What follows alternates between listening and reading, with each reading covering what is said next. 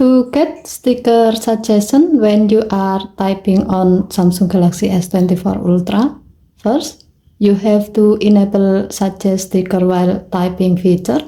To do so, open an app or screen where you can type with your keyboard. As the example, while you are texting someone on WhatsApp,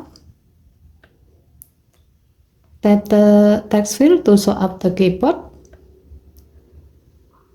Tap the setting icon at the top of the keyboard.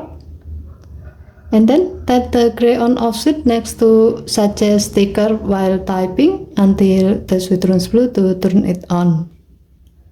Next, tap suggest sticker while typing. Here you can choose your sticker sources. As the example, we will enable all sources.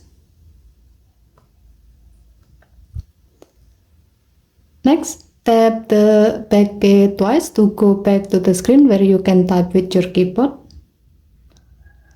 Tap the text field to show up the keyboard. Now, type something. As you are typing, you can see that your phone will show suggested sticker based on the word you are typing.